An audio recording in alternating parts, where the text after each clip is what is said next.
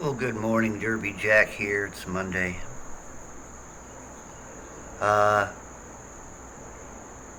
you know, I'll often think about, like a lot of us think about our freedom, right? And if we believe as Christians that God created us, then we believe we also have certain rights that He has given us. He's given us a right to be free. Free minded is the first part of freedom. You don't have freedom unless you have freedom of mind, meaning that you recognize your right to have rights. You recognize that your ability that was given to you to make choices was your first sign to your rights, to your freedom. So your rights basically are a freedom. The rights don't even have a say. You've already been given freedom. That freedom guarantees you rights. So what are these rights? The rights to be happy, rights to achieve, rights to acquire. But what happens when you take away a person's ability for freedom and their rights, and you take these rights away? It's not taking a right. It's not like making a law that you must stop at a stop sign at a crossing. No, it's taking laws away so the person has a right to make choices. But what's happening is laws are being set to take choices away, which make a person unfree.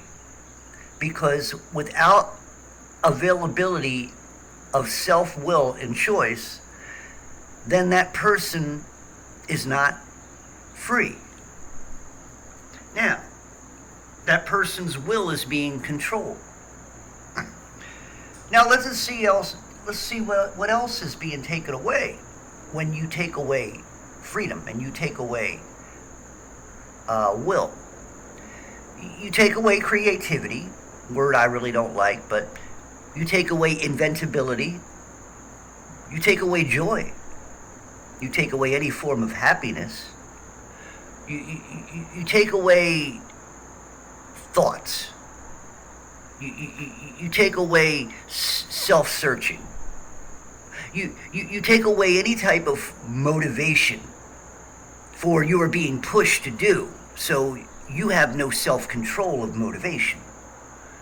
You lose heart. Your heart becomes cold because the heart no longer has a function in respect to when we think of love. For now, when it comes to your freedom being taken away, love becomes a second and thirdary importance. It's no longer an importance. But see, love is a foundation for life. Okay? The heart of the matter is the foundation for life. For if it wasn't for the love and the heart of God, where would we be? He created us out of love. He created us out of heart. For his own will of being free gave him the right to create beings like us. Now, we lose a lot of these things when we lose our freedom. And when you get right down to it, you lose purpose in life. You lose your signature in life. From a person who has really never made much of an achievement, they call it on their side carbon footprint. But I call it, what did you leave behind in this world? Because of your freedom, you had many abilities to be able to leave something behind that satisfied and edified other people. But what they are doing, when they take away your freedom, each person grows to be the same. The purposes are the same. There is no outside of the box thinking. And what ends up happening is they talk about in a zombie apocalypse.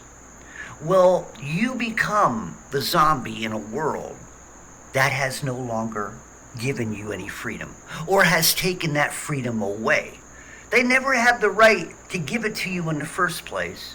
And they certainly do not have the right to take it away. Your freedom was given to you by God.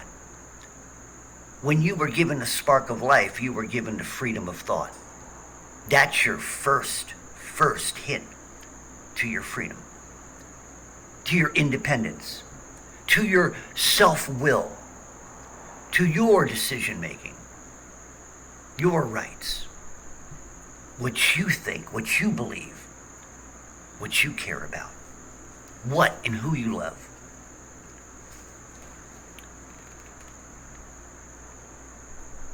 So everybody talks about what they lose. Well, you lose your life in all so many ways. When a person is lost their freedom, they've really lost their life. They've lost their abilities to think, to reason, to make choices. They have been put in a position to where they no longer make those choices. Others make it for them. If they're in jail, prison, we sometimes live and work in jobs in which we are feeling imprisoned. We have very few choices. Our time has been taken from us to where we don't make choices of our own time. Believe me, I'm there. So I ask you, people here in America, do you really feel free when they say you are? When they give you, a little breathing room? Like when the Kardec car said, we're going to lax off certain things. Does that really make you feel good? Does that make you feel hopeful? Oh, that was the other thing. When you take away a person's right to freedom, and you take that freedom from them, you also take away any form of hope. There's no hope. When a person feels trapped and there's no way out, they lose hope. When you take away a person's rights and their freedoms, they lose hope. And the hope that you give them, unfortunately, is the only thing they hold on to. And each time it falls through, or your hope is a lie, you know who you are in high places, organizations, when you keep turning around and changing the rules, when you keep saying this and then you turn around and say something totally different out the other side of your face, you take away the hope. You give them a falseness and you keep them hanging on to that rope. But that's all you give them, because your whole purpose is the opposite. If only most of you people would wake up and see that. If most of you people would see that your hopes are being pushed and pulled and going nowhere, and yet you still want to believe. You hold on to it. Well, the problem is you're holding on to the wrong hope. My hope for total freedom is not on this world. My hope for total freedom is a transformation out of this world. So that's where my hope lies, and that's where my freedom lies. I will never be free in this world. Not in a physical sense. Spiritually and in my heart, I will not grow cold, because I have the power of the Holy Spirit to protect me. I have the power of the Holy Spirit to remind me. I have that power of the Holy Spirit to keep me free in my heart and in my mind and in my soul. For I know that I may be trapped here now, that when the door is open for me, I'm out of here.